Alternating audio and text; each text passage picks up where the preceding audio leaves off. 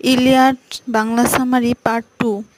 সাময়িক শান্তি চুক্তি ও প্যারিস মেনিলাসের মধ্যে যুদ্ধ। সে সময় সাময়িক শান্তি চুক্তি করে মেনিলাস। এই সময়টায় প্যারিস ও মেনিলাসের মধ্যে একটা যুদ্ধ হয়।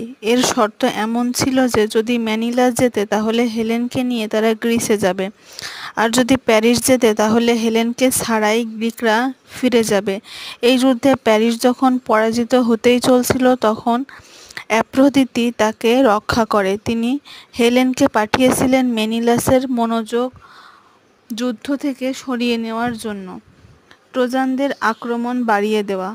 এরপর আবারও যুদ্ধ শুরু হয়। এবার গ্রিকদের অবস্থা এমন হয়ে গিয়েছিল যে ট্রোজানরা তাদের নৌকা পর্যন্ত চলে গিয়েছিল। গ্রিকরা কোনোভাবেই জিততে পারে না, বরং তাদের অবস্থার আরও অবনতি হয়। এমনকি গ্রিকদের মহান যোদ্ধা ডায়োমেডস এর বীরত্ব নিষ্ফল হয়। ট্রোজানদের সাথে যুদ্ধে গ্রিকরা পরাজিত হয়ে পিছু হটতে থাকে, এমনকি গ্রিকরা তাদের দুর্গ পর্যন্ত প্রায় আসতে বাধ্য হয়। ট্রোজান সৈন্যরা রাতের আঁধারে গ্রিকদের উপর হামলা করে এবং অনেক সেনাপ্রধান আহত হয়। গ্রিকদের দুর্গগুলো ক্ষতিগ্রস্ত হয়। ট্রোজান সৈন্যরা গ্রিকদের ক্যাম্পের কাছাকাছি চলে আসে এবং একটি জাহাজে আগুন ধরিয়ে দেয়। গ্রিকদের অবস্থা খুবই খারাপ হয়ে যায়, তারা এখন ধ্বংসের পথে।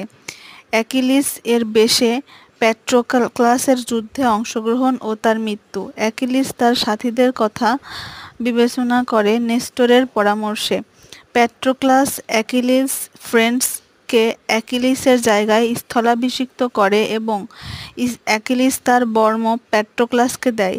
অ্যাকিলিসের জায়গায় প্যাট্রোক্লাস যুদ্ধ করে এবং ট্রোজানদের পিছু হটতে বাধ্য করে, কিন্তু শীঘ্রই অ্যাপোলো প্যাট্রোক্লাস এর বিষয়টা ফাঁস করে অ্যাকিলিসের বর্ম পরে অ্যাকিলিস যুদ্ধ করছিল প্যাট্রোক্লাস